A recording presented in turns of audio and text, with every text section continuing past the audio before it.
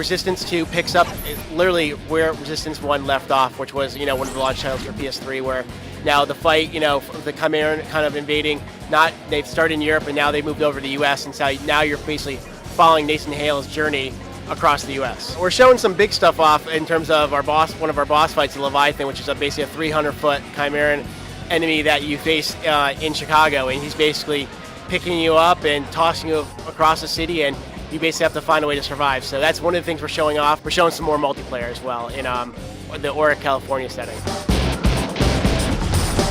60 players, I know it's a big number and people kind of go, oh, 60 players, how is it going to be organized? Well, we have this one mode called Skirmish, which is basically like an objective-based mode where you have 2 squads, which are, say it's 60, so split 30-30. Then among that group of 30, we break you down into 4 to 6 guys, and then you will be kind of told objectives on the fly. So you'll be told to defend here, go attack here, protect your VIP, and you'll kind of be doing this with another rival squad, which is kind of be your main adversary in the battlefield. So we've been talking about having massive battles, greater intimacy. So even though you're among 60 players in this battlefield, you'll always be pitted usually against a smaller squad, so it doesn't feel so chaotic.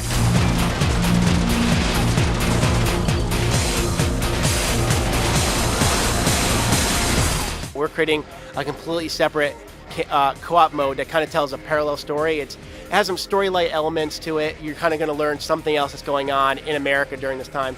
But it's a team-based play, class-based, so people can play as a medic, a soldier, a spec ops, and basically the whole thing is playing as a team. If you don't play as a team, you will quickly die, and it's working together. And as you progress through the co-op mode, you can customize your character, level them up, and we have a lot of cool upgrades that we're not talking about just yet, but I think when people see them, they're really going to dig them. Weapons have always been an Insomniac staple. You've seen with the Ratchet and Clank series, we've always had crazy fun weapons, and the Resistance, obviously, from the Bullseye and the Auger to our Hedgehog Grenade. Now we have, same thing, we tweaked those great weapons from R1, plus we're introducing a bunch of new ones, the Marksman, which is kind of like a long-range weapon. We have this Wraith, which is kind of like a big minigun, a chain gun that now has secondary, has a shield pops up. And then we have this new grenade where if you throw it, it kind of, like a fire starts to spread all over the place. It'll climb on walls, it'll climb through windows. In R1, you could basically have all your weapons at all times. Now we're limiting you to a 2-weapon system, and basically that does 2 things. It allows us to introduce some of the more exotic weapons earlier in the game, and it'll definitely enhance the way we design our enemy encounters.